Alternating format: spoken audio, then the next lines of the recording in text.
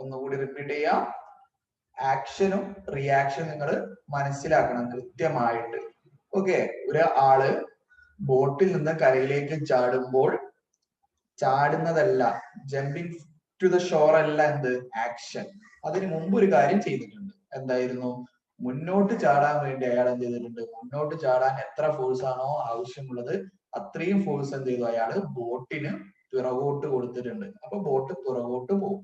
അപ്പോൾ അതിന് third law പ്രകാരം ഈക്വലും ഓപ്പോസിറ്റ് ആയിട്ടുള്ള റിയാക്ഷൻ കിട്ടും. അപ്പൊ റിയാക്ഷൻ എന്ന് പറഞ്ഞാൽ ബോട്ട് തിരിച്ച് എത്ര ഫോഴ്സ് ആണോ ഇയാൾ ബോട്ടിന് കൊടുത്തത് അത്രയും ഫോഴ്സ് ഇയാൾക്ക് തന്നെ തിരിച്ചു കൊടുക്കും. അപ്പൊ എന്ത് ചെയ്യും? അയാള് മുന്നോട്ട് പോകും. അപ്പൊ അതുകൊണ്ട് തന്നെ ഒരു ബോട്ട് തുഴയുന്ന ബോട്ട് റോ എന്നുള്ള ഈ കേസില് റിയാക്ഷൻ ആയിരിക്കും എന്ത്? ബോട്ട് മുന്നോട്ട് പോകുന്നത്. അപ്പൊ ആക്ഷൻ എന്തായിരിക്കും? ആർക്കെങ്കിലും ഒന്ന് പറയാൻ പറ്റുമോ? ആക്ഷൻ എന്തായിരിക്കും? ബോട്ട് തുഴയുമ്പോൾ ആക്ഷൻ എന്തായിരിക്കും?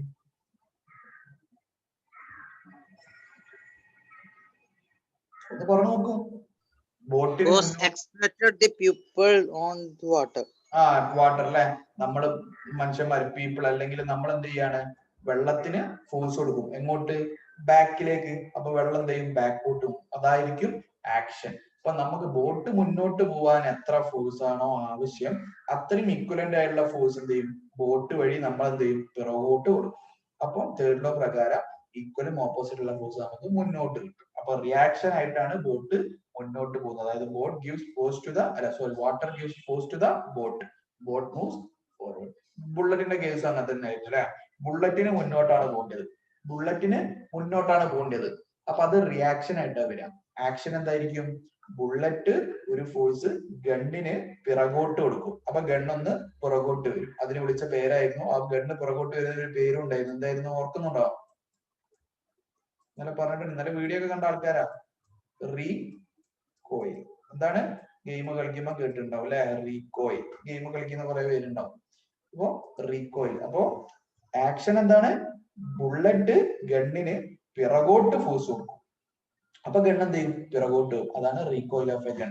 അപ്പൊ തേർഡ് ലോ പ്രകാരം ഈക്വലും ഓപ്പോസിറ്റ് ഉള്ള ഫോഴ്സ് മുന്നോട്ട് കിട്ടും. അപ്പൊ ബുള്ളറ്റ് എന്ത് ചെയ്യും? റിയാക്ഷൻ ആയിട്ട് മുന്നോട്ട് പോകും. കാര്യം ക്ലിയർ ആണോ? ക്ലിയർ ആണോ? ക്ലിയർ ആണ് സർ. ഡൗട്ട് ഉണ്ടെങ്കിൽ അപ്പൊ ഇനി ആക്ഷനും റിയാക്ഷനും ചില കൺഫ്യൂഷൻസ്. എന്തെങ്കിലും ഡൗട്ട് ഉണ്ടെങ്കിൽ ഇപ്പൊ ചോദിക്കൂട്ടോ. ഇല്ല. അതായത് എ എന്നുള്ളൊരു ബോഡി, എ എന്നുള്ള ബോഡി, ഇത് ഒരു ബി എന്നുള്ള മറ്റൊരു ബോഡി. മൈക്ക് മ്യൂട്ട് ചെയ്യണം. ആരോ മൈക്ക് ഡിസ്റ്റർബൻസ് ഉണ്ട്. സാർ ഇപ്പൊ തൽക്കാലം എല്ലാവരും മ്യൂട്ട് ചെയ്യുന്നുണ്ട്. അൺമ്യൂട്ട് ചെയ്യാൻ ഓപ്ഷൻ കൊടുക്കുന്നില്ല. തൽക്കാലം ഒന്ന് വെയിറ്റ് ചെയ്യാം കേട്ടോ. ആവശ്യം ഉണ്ടാകുമ്പോൾ സാർ അൺമ്യൂട്ട് ചെയ്യാം. അപ്പോ തേർഡ് ലോന്റെ ഒന്നും കൂടി ഡീറ്റെയിൽ ആയിട്ട് നോക്കാം. അപ്പോ എ ആദ്യം ബി എക്ക് ഫോഴ്സ് കൊടുക്കുന്നു. എഫ് എ ബി തിരിച്ചടിക്കും. എ ബിയിലേക്ക് ഒരു ഫോഴ്സ് കൊടുക്കുന്നു അല്ലെ. ആദ്യം നമുക്ക് ഇങ്ങനെ പറയാം, എ ബിക്ക് ഒരു ഫോഴ്സ് എങ്ങോട്ട് കൊടുക്കുന്നു? ഇങ്ങോട്ട് കൊടുക്കുന്നു. ഓക്കെ, ഉദാഹരണത്തിന് +10 ന്യൂട്ടൺ. അപ്പൊ എ ബിക്ക് എത്ര ഫോഴ്സ് കൊടുത്തു? +10 ന്യൂട്ടൺ. പോസിറ്റീവ് ആയിട്ടുള്ള 10 ന്യൂട്ടൺ ഫോഴ്സ് എന്ത് ചെയ്തു? എ ബിക്ക് കൊടുത്തു. തേർഡ് ലോ പ്രകാരം എന്താ പറഞ്ഞത്? ഈക്വലും ഓപ്പോസിറ്റ് ആയിട്ടുള്ള ഫോഴ്സ് അവിടെ ഉണ്ടാവും. അപ്പൊ എന്ത് ചെയ്യും? ബി എക്ക് എന്ത് ചെയ്യും? ഓപ്പോസിറ്റ് ഡയറക്ഷനില് -10 ന്യൂട്ടൺ കൊടുക്കും അല്ലെ. അതല്ല തേർഡ് ലോ പറഞ്ഞത്. എ ബിക്ക് ആദ്യം എന്ത് ചെയ്ത്? 10 ന്യൂട്ടൺ കൊടുത്ത്. എങ്ങോട്ട്? റൈറ്റിലേക്ക്. Right left. ആദ്യം റൈറ്റിലേക്ക് 10 ന്യൂട്ടൺ കൊടുത്തു. അപ്പൊ എന്ത് ചെയ്യും? ഈക്വൽ ഓപ്പോസിറ്റ് റിയാക്ഷൻ കിട്ടും. ബി എന്ത് ചെയ്ത്? -10 അല്ലെ എക്കും കൊടുത്ത് ആണല്ലോ. അപ്പൊ ഇവിടെ പ്ലസ്, അപ്പൊ ഇവിടെ എന്തൊക്കെ ഉണ്ട് ആലോചിക്കണേ? +10 ന്യൂട്ടൺ ഉണ്ട്. പോരാത്ത എന്തുണ്ട്? ഇവിടെ ഒരു -10 ന്യൂട്ടൺ ഉണ്ട്. എന്റെ ചോദ്യം ഇതാണ്. ഞാൻ അൺമ്യൂട്ട് ചെയ്യാൻ ഓപ്ഷൻ തരുന്നുണ്ട്. ഒന്ന് ആലോചിച്ച് നോക്കുക. 10 ന്യൂട്ടൺ ഉണ്ട്, -10 ന്യൂട്ടൺ ഉണ്ട്. രണ്ടും കൂടി ക്യാൻസൽ ആയി പോകൂലേ? +10ഉം -10ഉം ക്യാൻസൽ ആയിട്ട് 0 ആയി പോകൂലേ? ചോദ്യം ക്ലിയർ അല്ലേ? എ ബിക്ക് കൊടുത്ത ഫോഴ്സ് 10 ന്യൂട്ടൺ, ബി അതിന് ഈക്വലന്റ് ആയിട്ടുള്ള -10 എക്കും കൊടുത്തു. അപ്പൊ +10 ന്യൂട്ടൺ ഉണ്ട് -10 ന്യൂട്ടൺ ഉണ്ട്. മാത്സ് നമ്മൾ പഠിച്ചതാണ് അല്ലെ. +10ഉം -10ഉം കൂടി ചേർന്ന് എന്തായിപ്പോ 0 നമ്മൾ പഠിച്ചിട്ടുണ്ട്. അപ്പൊ എന്റെ ചോദ്യം ഇതാണ്, 10 ന്യൂട്ടണും -10 ന്യൂട്ടണും ഇവിടെ ക്യാൻസൽ ആയിട്ട് 0 ആയി പോകൂലേ? പോകൂലേ? ആർക്കും അങ്ങനെ തോന്നിയോ? ആർക്കെങ്കിലും അങ്ങനെ തോന്നിയോ? അല്ലെ, 10 ന്യൂട്ടൺ ഉണ്ട് -10 ന്യൂട്ടൺ ഉണ്ട്, ക്യാൻസൽ ആയി പോണല്ലേ. മാത്സ് പ്രകാരം സ്വാഭാവികമായിട്ട് 0 ആയി പോണം. അപ്പൊ നമുക്ക് തോന്നും ആക്ഷനും റിയാക്ഷനും 0 ആയി പോയി അല്ലെ. അപ്പൊ 0 കിട്ടി. 0 ന്യൂട്ടൺ അവിടെ ഉണ്ട്. 0 ന്യൂട്ടൺ എന്ന് പറഞ്ഞാൽ ഫോഴ്സ് അവിടെ ഉണ്ടോ? ഇല്ല, ഫോഴ്സ് ഇല്ല. 0 എന്ന് പറഞ്ഞാൽ ഫോഴ്സ് ഇല്ല. പക്ഷെ എന്നാലും എ ബിക്ക് ഫോഴ്സ് കൊടുക്കുന്നുണ്ട്, ബി എക്ക് ഫോഴ്സ് കൊടുക്കുന്നുണ്ട്. അപ്പൊ 0 അല്ല. അപ്പോ ഇത് രണ്ടും ക്യാൻസൽ ആവൂല. എന്തുകൊണ്ടെന്നത് വളരെ വളരെ ഇമ്പോർട്ടന്റ് ആണ്. മനസ്സിലാക്കണം, കൺസെപ്റ്റ് മനസ്സിലാക്കണം. ക്യാൻസൽ ആവില്ല. കാരണം എന്താ? ഈ 10 ന്യൂട്ടൺ എന്താ സാർ, ഇതാ ബ്ലൂ കളറിൽ അതുകൊണ്ടാണ്. ഈ ബ്ലൂ കളർ നോക്കി, അത് ആരാർക്ക് കൊടുത്തതാ? +10 ന്യൂട്ടൺ എന്നുള്ളത് ആരാർക്ക് കൊടുത്തതാ? പറഞ്ഞോക്ക്. +10 ന്യൂട്ടൺ എന്നുള്ളത് ആർക്ക് കൊടുത്ത ഫോഴ്സാ? +10 ന്യൂട്ടൺ എന്നുള്ളത് ആരാർക്ക് കൊടുത്ത ഫോഴ്സ്? എ ബിക്ക് കൊടുത്ത ഫോഴ്സ് ആണ്. അപ്പൊ 10 ന്യൂട്ടൺ കിട്ടിയ ആളാരാ? ബി ആണ് അല്ലെ. 10 ന്യൂട്ടൺ കിട്ടിയ ഫോഴ്സ് ആരാ? കിട്ടിയ ഒബ്ജക്റ്റ് ഏതാ? ബി ആണ്, ആണല്ലോ. ഇനി ഈ -10 എന്നുള്ള സാധനം നോക്കുക. -10 അവിടെ ഉള്ള -10 ന്യൂട്ടൺ അത് ആരാർക്ക് കൊടുത്തതാ? ആരാർക്ക് കൊടുത്താ? ആർക്ക് കൊടുത്തതാ? ബി എക്ക് കൊടുത്തതാണ് അല്ലെ. അപ്പൊ -10 ന്യൂട്ടൺ കിട്ടിയ ആളാരാ? എ ആണോ ബി ആണോ? കിട്ടിയത് ആർക്കാ? കിട്ടിയത് അപ്പൊ 10 ന്യൂട്ടൺ കിട്ടിയത് ബിക്കും -10 ന്യൂട്ടൺ കിട്ടിയത് ഏതാ? എക്കും ആണ്. ഒന്നുകൂടി റിപ്പീറ്റ് ചെയ്യാം. +10 കിട്ടിയത് ബിക്കാണ്, -10 കിട്ടിയത് ഏതാ? എക്കാണ്. എയും ബിയും ഡിഫറെന്റ് ആയിട്ടുള്ള ഒബ്ജക്റ്റ് അല്ലേ? അല്ലെ, ആണ്. അപ്പോ ബിക്ക് +10 കിട്ടി, എക്ക് -10 കിട്ടി. രണ്ടും ഡിഫറെന്റ് ഒബ്ജക്റ്റ്. അപ്പൊ എന്തായി പോകൂല? ഇവര് ക്യാൻസൽ ആയി പോകൂല. എപ്പോഴാ ക്യാൻസൽ ആവുക? ബിക്ക് തന്നെ 10 ന്യൂട്ടണും -10 ന്യൂട്ടണും കിട്ടുമ്പോ രണ്ടാളും കൂടി ക്യാൻസൽ ആയിട്ട് 0 ആയി പോവുകയായിരുന്നു അല്ലെ. ബിക്ക് തന്നെയാണ് ഈ 10 ന്യൂട്ടൺ എങ്കിൽ +10 ന്യൂട്ടണും -10 ന്യൂട്ടണും ബിക്ക് തന്നെയാണ് കിട്ടിയതെങ്കിൽ ചിലപ്പോ എന്തായി പോവും? ക്യാൻസൽ ആയി പോവുമായിരുന്നു. ക്യാൻസൽ ആവുമായിരുന്നു, ഉറപ്പാണ് അല്ലെ. പക്ഷെ ഇവിടെ എന്താ സംഭവം? ഇവിടെ സംഭവം എന്താ? +10 കിട്ടിയത് ബിക്കും -10 കിട്ടിയത് എക്കും. രണ്ടും രണ്ട് ഡിഫറെന്റ് ഒബ്ജക്റ്റ് ആണ്. അപ്പൊ എന്താണ്? രണ്ടും ക്യാൻസൽ ആയി പോകില്ല. അപ്പൊ നമുക്ക് പറയാം they will not cancel each other. Point മനസ്സിലായില്ലേ? വളരെ ഇമ്പോർട്ടന്റ് ആണ്. they will not cancel each other. കാരണം എന്താ?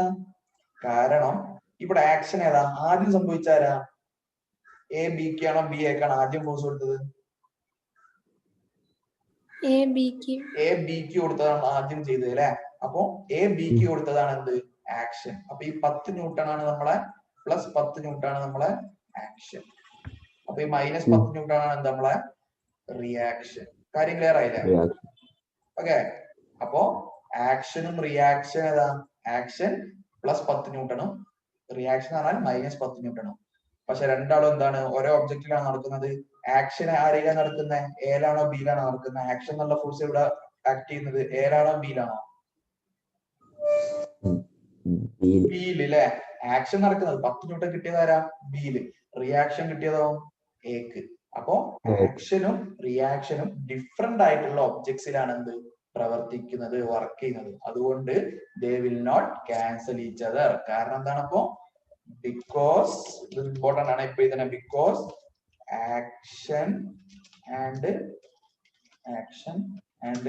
reaction acts on different objects.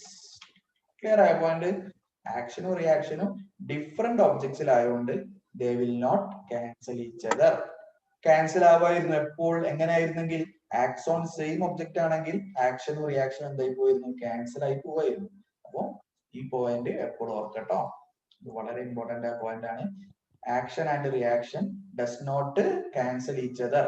കാരണം they are acting on different objects.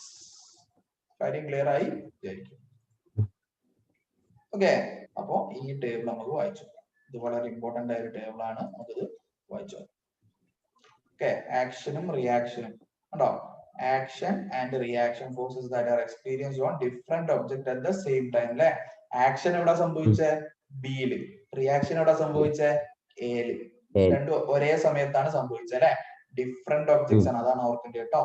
Action ബിയിലാണ് സംഭവിച്ച, റിയാക്ഷന് എയിലാണ് സംഭവിച്ചത്, അത് ഒരേ സമയത്ത്. Thus it cannot be said that reaction is the result of action. അതായത് ആക്ഷനും റിയാക്ഷനും എന്താണല്ല അതിന്റെ പേഴ്സ് ആയിട്ട് നിങ്ങൾ പറയേണ്ടത്. ആ വേർഡ് നിങ്ങൾ ആലോചിക്കുക, നിങ്ങൾക്ക് കൺഫ്യൂഷൻ വരും. In other words, when two bodies interact, the force acting on one can be taken as the action and the opposite force acting on the second as the reaction. അപ്പൊ ആക്ഷനും റിയാക്ഷനും എന്താണ് ഇതിലൂടെ കൃത്യമാണ്. രണ്ട് ഒബ്ജക്ട്സ് പരസ്പരം interact ചെയ്യുന്ന സമയത്ത്, രണ്ട് ഒബ്ജക്ട്സ് പരസ്പരം ഇന്ററാക്ട് ചെയ്യുന്ന സമയത്ത് ആക്ഷൻ എന്ന് പറഞ്ഞാൽ അതിൽ ഏതെങ്കിലും ഒരു ഒബ്ജക്റ്റിൽ ആക്ട് ചെയ്യുന്ന ഫോഴ്സും, റിയാക്ഷൻ എന്ന് പറഞ്ഞാൽ അതിന്റെ ഓപ്പോസിറ്റ് ബോഡിയിൽ ഓപ്പോസിറ്റ് ഡയറക്ഷനിൽ ആക്ട് ചെയ്യുന്ന ഫോഴ്സും ആയിട്ടാണ് നമുക്ക് എടുക്കാൻ പറ്റും. ഓക്കെ ആണോ? ഡൗട്ട് ഉണ്ടോ? ആക്ഷനും റിയാക്ഷനും ഇത് നിങ്ങൾക്ക് ഭാവിയിൽ വളരെ ഉപകാരമുള്ള സാധനമാണ്. നിങ്ങൾ തുടർന്ന് സയൻസ് ഒക്കെ പഠിക്കുന്ന സമയത്ത് ഒരുപാട് സ്ഥലത്ത്, എഞ്ചിനീയറിംഗ് എന്നൊക്കെ പറഞ്ഞാൽ ഏതാണ്ട് ഇപ്പം പറഞ്ഞത് ഇതിന്റെ ഒക്കെ കണ്ടിന്യൂഷൻ, എഞ്ചിനീയറിംഗ് അല്ലെങ്കിൽ നിങ്ങൾ മെഡിസിൻ എവിടെ പോവാണെങ്കിലും ഇതിന്റെ ഒക്കെ കണ്ടിന്യൂഷൻ ഒരുപാട് സ്ഥലങ്ങളിൽ കാണും കേട്ടോ. അപ്പോ ഇനി അടുത്തത് നമുക്ക് കുറച്ചുകൂടി ക്ലാരിറ്റിക്ക് നമ്മൾ പറഞ്ഞല്ലേ, ഇപ്പൊ രണ്ട് ഒബ്ജക്ട്സ്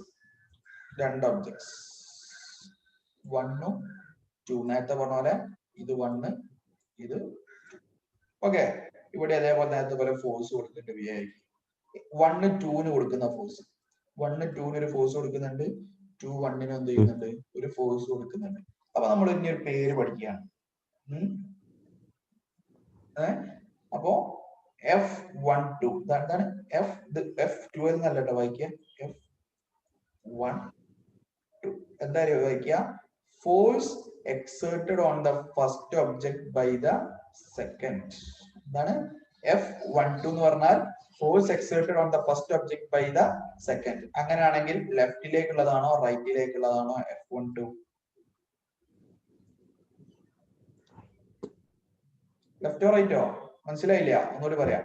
F12 എന്ന് പറഞ്ഞാൽ force exerted on the first by the second. ഒന്നാമത്തെ ഒബ്ജക്റ്റിൽ രണ്ടാമത്തെ ഒബ്ജക്റ്റ് കൊടുക്കുന്ന ഫോഴ്സ് ആണ് F12. അങ്ങനെയാണെങ്കിൽ ലെഫ്റ്റിലേക്കുള്ളതാണോ റൈറ്റിലേക്കുള്ളതാണോ? സാർ വരച്ച ചിത്രം കണ്ടല്ലോ അടിയിൽ, അതില് ലെഫ്റ്റിലേക്കുള്ളതാണോ റൈറ്റിലേക്കുള്ളതാണോ F12? റൈറ്റ് ആണോ? ലെഫ്റ്റ് അല്ലേ? ഒന്നാമത്തെ ഒബ്ജക്റ്റിൽ on the first object by the second. ഒന്നാമത്തെ ഒബ്ജക്റ്റിന് രണ്ടാമത്തെ ഒബ്ജക്റ്റ് കൊടുക്കുന്ന ഫോഴ്സാ. അതായത് 1ന് 2 കൊടുക്കുന്ന ഫോഴ്സ് ഏതാ? ലെഫ്റ്റിലേക്കോ റൈറ്റിലേക്കോ? ലെഫ്റ്റിലേക്ക്. അപ്പൊ ഇതാണ് F12. F12 എന്ന് പറഞ്ഞാല് വായിക്കാൻ പഠിക്കാൻ കേട്ടോ. Force exerted on first object by the second. അപ്പൊ ഇനി F21 എന്തായിരിക്കും? Force exerted on second object by first object. അതാണ് രണ്ടാമത്. ഓക്കെ, കാര്യം ക്ലിയർ ആയല്ലോ? ഡൗട്ട് ഉണ്ടല്ലോ ഇപ്പൊ ചോദിക്കുക. ഇപ്പൊ ഈ 1 2 എങ്ങനെ മാർക്ക് ചെയ്ത് മനസ്സിലാവാത്തവരുണ്ട് ഇപ്പൊ ചോദിക്കുന്നത്. ആരെങ്കിലും ഉണ്ടെങ്കിൽ ധൈര്യത്തിൽ ചോദിച്ചോ, ചാറ്റിലോ അല്ലെങ്കിൽ എങ്ങനെയെങ്കിലും ഒക്കെ ചോദിച്ചോ.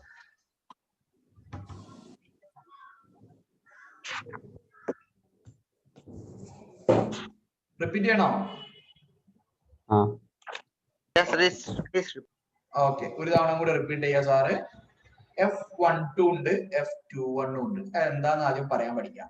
F12 എന്ന് പറഞ്ഞാൽ എന്താ? ആദ്യം F12 നോക്കട്ടെ. എങ്ങനെയാണ് ഇതാ? F അടിയില് 1 2, F12 എന്നല്ല കേട്ടോ വായിക്കുക. അതേപോലെ F21 ഉണ്ട്. അത് 21 അല്ല, F21 ആണ്. അതെന്താണ്?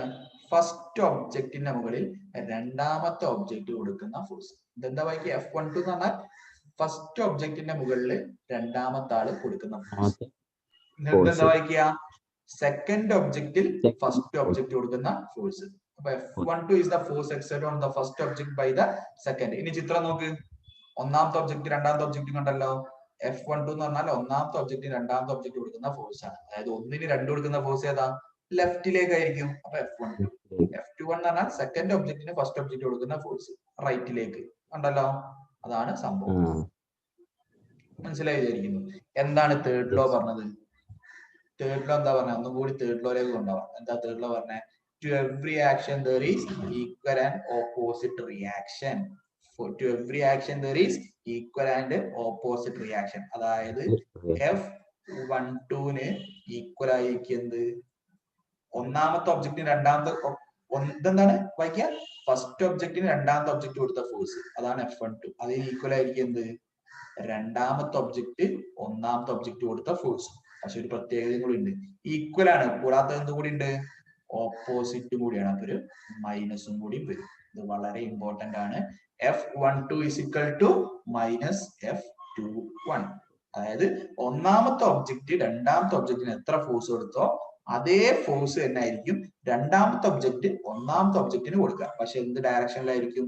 ഓപ്പോസിറ്റ് ഡയറക്ഷനിലായിരിക്കും. ഇതാണ് തേർഡ് ലോന്റെ കുറച്ചും കൂടി അഡ്വാൻസ്ഡ് ആയിട്ടുള്ള എക്സ്പ്ലനേഷൻ. അപ്പൊ ഒന്നുകൂടി റിപ്പീറ്റ് ചെയ്യാം.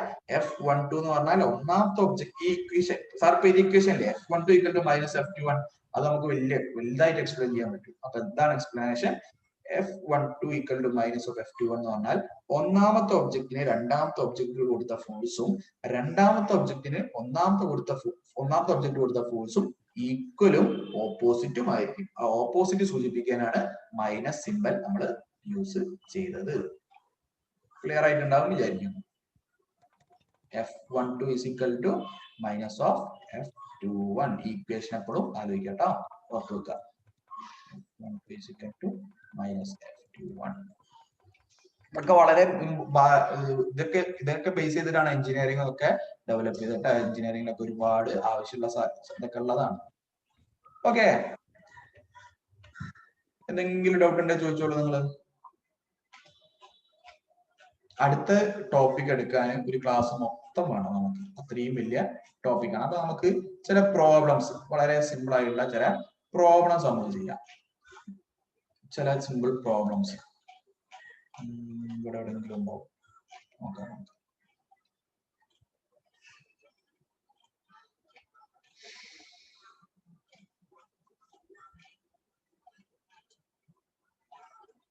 ഇതിൽ തന്നെ വേറൊരു സാധനം കൂടി, ഒരു രസകരമായ കാര്യം കൂടി ഞങ്ങൾക്ക് സാറ് വീഡിയോ ആയിട്ട് കാണിച്ചു തരാം. തേർഡ് ലോ ആദ്യം നിങ്ങൾക്ക് ഒരു വീഡിയോ കാണിച്ചു തരാം. ഒരു മിനിറ്റ് ഒന്ന് വെയിറ്റ് ചെയ്യണം, സാറ് വീഡിയോ കാണിച്ചു തരാം.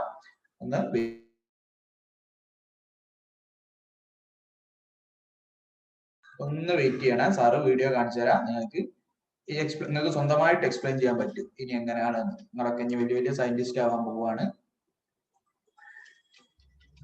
തേർഡ് ലോ എവിടാണ് നമുക്ക് ഏറ്റവും ഉപകാരപ്പെടുന്നത്?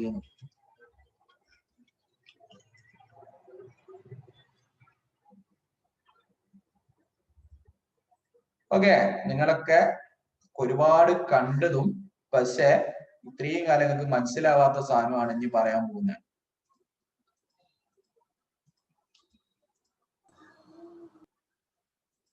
ഒരു മിനിറ്റ്.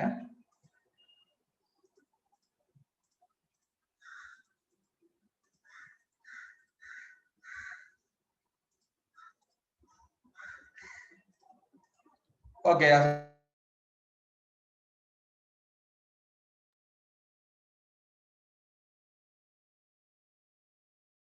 സാർ വീഡിയോ ഷെയർ ചെയ്യാൻ കാണുന്നുണ്ടോ? ഓക്കെ, സാർ പ്ലേ ചെയ്യട്ടോ. നിങ്ങൾ കണ്ടോളൂ.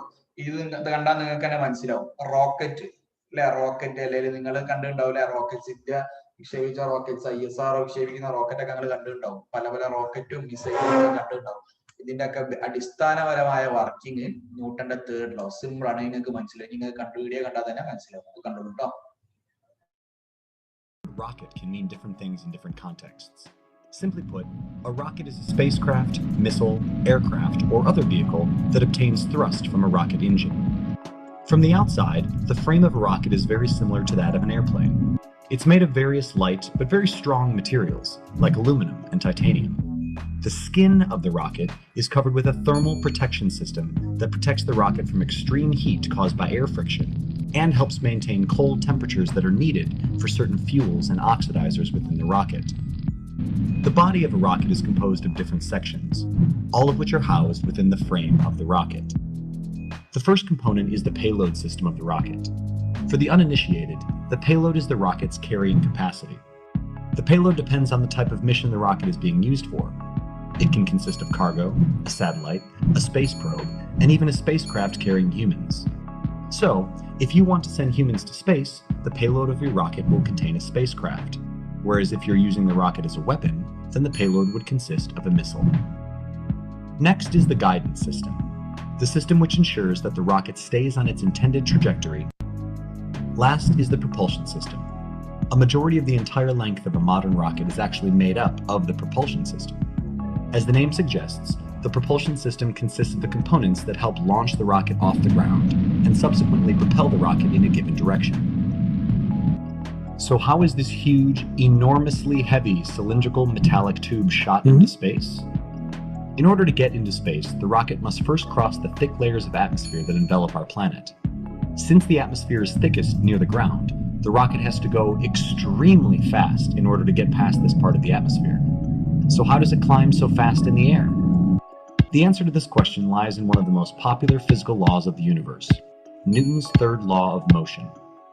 According to the third law, every action has an equal and opposite reaction. In our case, we have a rocket that we want to launch into space. How does the third law help us? This law tells us that if we can get the rocket to push against the ground with an enormous amount of force, then the ground will respond by pushing the rocket upwards with an equivalent amount of force. That's where the rocket engine comes into play. A rocket engine works by burning either a liquid or solid fuel in the presence of an oxidizer. When the combustion reaction occurs, it throws out a great deal of mass as a byproduct of the reaction. These byproducts are released at great speed through the bell-shaped nozzles that you see at the bottom of rockets. Since the rocket pushes the exhaust down, the exhaust responds by pushing the rocket up at great speeds, which lifts the rocket off the launching pad and propels it upwards into space. In a way, you could say that a rocket shoots upward by throwing hot gases from its exhaust nozzles below. If you have ever seen a rocket launch in person, or even seen a rocket launch video on the internet beyond the liftoff phase, you may have noticed that a rocket doesn't maintain a straight trajectory all the way up. It lifts off perfectly vertically, but at around the 1-minute mark of the flight, it starts turning and going laterally. That is a flight maneuver known as the gravity turn. It's a trajectory optimization technique that's always employed while launching rockets because it offers two benefits. First, it uses gravity to steer the rocket onto its desired trajectory, which helps to save rocket fuel. Second, it helps to minimize aerodynamic stress on the launch vehicle. If a rocket continued going up without tilting at all, it would reach a point where it would run out of fuel. That's why it tilts slightly after lifting off straight up, thanks to the exhaust nozzles of the rocket, which can be swiveled from side to side in order to alter the direction of the thrust. Once a rocket lifts off, parts of it are sequentially separated or jettisoned at predefined intervals. For instance, if a spacecraft is being launched with a rocket, then its rocket boosters are separated first, followed by the external tank. These separated parts blast off from the spacecraft and splash down in the Atlantic Ocean, where they can be retrieved. The spacecraft then maneuvers on its own using its main engines to reach the desired orbit. Similarly, if an unmanned satellite is launched on a rocket, the sole purpose of the rocket is to get the satellite into its intended orbit. Once there, the satellite stays in the orbit and does a small amount of maneuvering using its own engines. All in all, rockets are used only to get stuff into space, period. Once a rocket has done its job, it's separated, in parts, from the stuff that it carries, as it's no longer considered an operation requirement of the mission. Space agencies all over the world have